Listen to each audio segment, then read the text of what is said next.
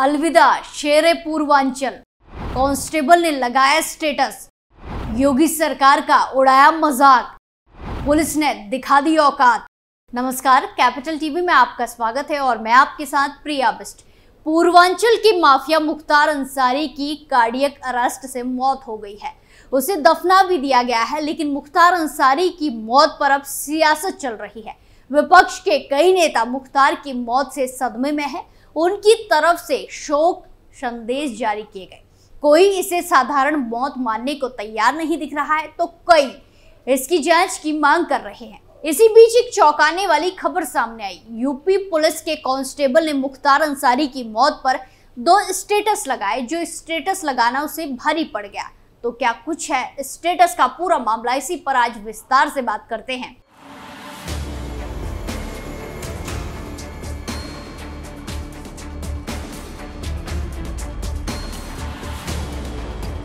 देश का mafia don Mukhtar Ansari अब इस दुनिया में नहीं है। गुरुवार शाम को उसकी हार्ट अटैक से मौत हो गई। उस पर 63 से ज्यादा आपराधिक मामले दर्ज हैं। हत्या, अपहरण से लेकर वसूली तक के मुकदमे उस पर चल रहे थे।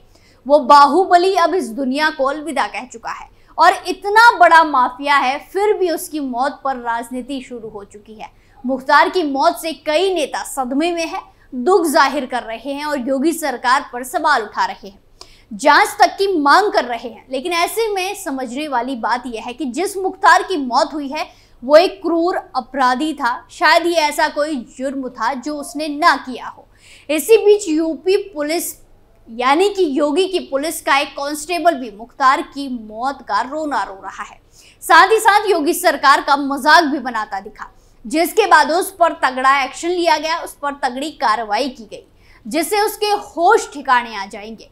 दरअसल खशी का तालाब थाने में तैनात सिपाही मोहम्मद फयाज ने माफिया मुख्तार अंसारी के समर्थन में रविवार को व्हाट्सएप पर स्टेटस लगाया। इस स्टेटस में उसने माफिया को अलविदा शेरे पूर्वांचल मुख्तार अंसारी लिखा। व्हाट्सएप स्टेटस का स्क्रीनशॉट इंटरनेट मीडिया पर जमकर वायरल हो गया, जिसके बाद कुछ लोगों ने एक्स पर स्टेटस का स्क्रीनशॉट लगाकर पोस्ट किया और डीजीपी और यूपी पुलिस को टैग कर कार्रवाई की मांग की। इसके बाद मामला पुलिस तक पहुंच गया। आगे बढ़ने से पहले आप भी जरा कांस्टेबल के स्टेटस पर गौर कीजिए। जिंदा रहेगा वो तो दिल में आवाम के, ए दिन ना उसकी मौत पे रंजो मलाल कर, हिम्मत नहीं थी सामने आकर लड़े कोई, धोखे से मारा शेर को पिंजरे में डालकर, अलविदा शेर पूर्वांचल मुख्तार अंसारी। दूसरे स्टेटस में उसने लिखा है कि शेर की खुर्राहट से जिनके आका बाप दादा की पैंट गीली हो जाती थी, वो आज बाबा की माया के नारे लगा रहे हैं, यानी कि योगी आदित्यनाथ की माया के नारे लगा रहे हैं। एक्स पर इस स्टेटस का स्क्रीनशॉट लेकर कई लोगों ने ट्वीट किया। वहीं मोहम्मद फयाज के स्टेटस से साफ साफ लगता है कि वो यूपी पुलिस पर आरोप लगा रहा है और वो पुलिस वाला कम मुख्तार अंसारी गैंग का सदस्य ज्यादा लग रहा है। वहीं फिर एक्स पोस्ट का संज्ञान लेकर पुलिस उपायुक्त उत्तरी अभिजीत आर शंकर ने इंस्पेक्टर बीकेटी राणा राजेश सिंह से जानकारी मांगी। इंस्पेक्टर ने पुलिस उपायुक्त को स्टेटस का स्क्रीनशॉट और सूचना दी, पूरी जानकारी दी। पुलिस उपायुक्त ने बताया कि आचार संहिता लगी है, इसीलिए पुलिस की ओर से सीधी कार्रवाई नहीं की जा सकती। सिपाही फयाज के निलंबन के लिए चुनाव आयोग को पत्र लिखकर जानकारी दी गई है, सूचना दी गई है। चुनाव आयोग के आदेश पर आगे की कार्रवाई की जाएगी। डीसीपी ने बताया कि कांस्टेबल द्वारा पुलिस नियमावली का उल्लंघन किया गया है। उन्होंने कहा कि उन्हें बीकेटी के एसएचओ ने जो आख्या भेजी थी उससे स्पष्ट हो रहा है कि फयान खान ने Uttar Pradesh police social media policy और 1991 नियमों का उल्लंघन किया है। ऐसे में कांस्टेबल फयाज खान के सस्पेंशन की परमिशन के लिए चुनाव आयोग को पत्र भेजा गया है। डीसीपी अभिजीत आर शंकर ने इस मामले में कार्रवाई को लेकर कहा कि हमने सबूतों के साथ रिपोर्ट चुनाव आयोग को भेज दी है। अगर वो इसे स्वीकार करते हैं तो हम कांस्टेबल के खिलाफ कार्रवाई करेंगे। माफिया मुख्तार की मौत, सियासत पे छाया मातम। वहीं माफिया की मौत से सियासत में मातम छाया हुआ है। इस समय विपक्ष के कई नेता मुख्तार की मौत से सदमे में है।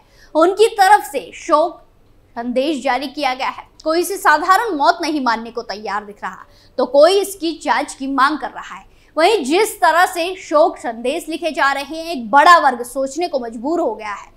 अब विपक्षी नेताओं के इस दुख का सियासी मतलब आपको बताते हैं। ऐसे में इन आंसुओं का सियासी अर्थ से दो तरह से निकाला जा सकता है।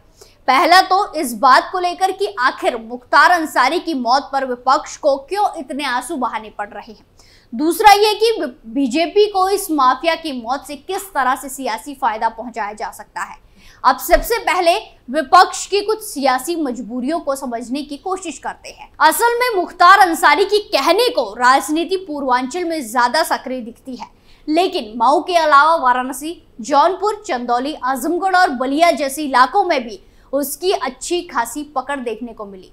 पूर्वी यूपी की कई दूसरी सीटों पर भी मुख्तार का नाम ही वोटों के ध्रुवीकरण के लिए काफी रहता था। मुस्लिम समाज के बीच में मुख्तार की एक अलग पहचान थी, उसे मुख्तार भाई कहकर भी संबोधित किया जाता था। अब समझने वाली बात यह है कि मुख्तार के जाने के बाद इन सीटों पर मुस्लिम वोटों का ध्रुवीकरण संभव है। मुस्लिम के बड़े वर्ग में आक्रोश, विपक्षी गठबंधन उठा रहा फायदा। इस बात से इनकार नहीं किया जा सकता कि मुख्तार की मौत से मुस्लिम समाज के एक बड़े वर्ग में आक्रोश है।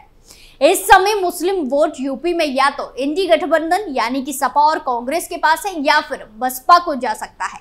बीजेपी को अभी मुसलमानों का इतना समर्थन नहीं मिल रहा है कि वोटिंग पैटर्न बदल सके। ऐसे में जब मुख्तार की मौत हुई, सबसे पहले सपा और बसपा ने ही शोक संदेश जारी किया। राजनीति में इसे ही टाइमिंग का खेल कहा जाता है। कहने को मुख्तार बाहुबली था, उसने कई जुर्म किए थे, लेकिन अपने इलाके में मुस्लिम बहुल्य दूसरे इलाकों में उसने काम भी किया है। गरीबों की शादी करवाने से लेकर जरूरत पड़ने पर पैसों की मदद करने तक उसने कुछ ऐसे काम किए हैं कि लोगों ने उसे मसीहा माना। एक जमाने में कहा जाता था कि अगर मऊ से मुख्तार निर्दलीय भी उतर जाए तो वो आसानी से जीत सकता है। ऐसा इसीलिए था क्योंकि उसने रॉबिन हुड वाली छवि बना रखी थी। अब बिना बताए बिना जताए विपक्ष के कई नेता भी उस छवि का फायदा आगामी लोकसभा चुनाव में उठाना चाहते हैं। पूरी कोशिश हो सकती है कि मुस्लिम वोट बैंक का ध्रुवीकरण हो। इसी तरह से एक मुश्त अंदाज में एक वर्ग पूरी तरह इंडी गठबंधन के पक्ष में वोट करे। विपक्ष देख रहा राजनीतिक फायदा, लेकिन बीजेपी को सियासी लाभ।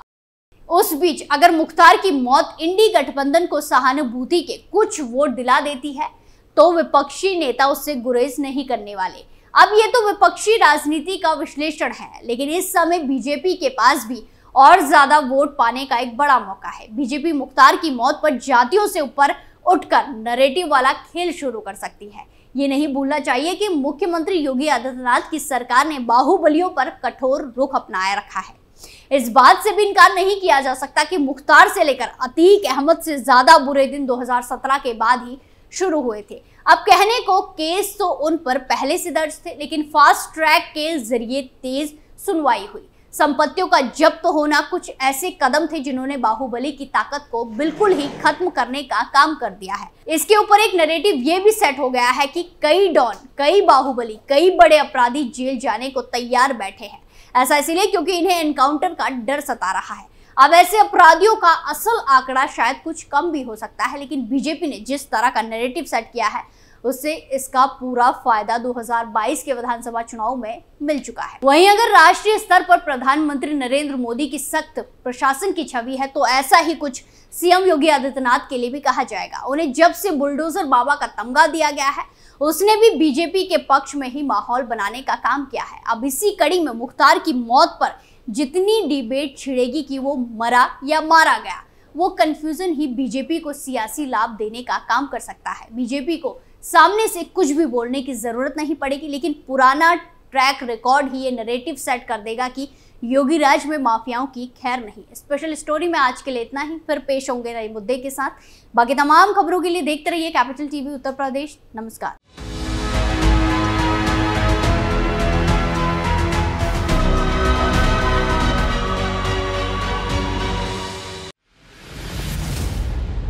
मैं राजनीति करता नहीं, पर राजनीति को बहुत गहरे तक समझता हूं। मैं लोगों के बीच रहता हूं, लोगों के मन को अच्छे से जानता हूं।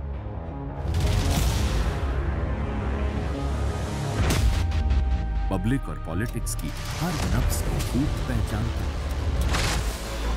संघर्ष की सियासत से सत्ता के सिंहासन तक मैं हर खबर से खरा सच निकालता हूं। ना कोई दौड़, ना कोई race. Capital B, Uttar Pradesh.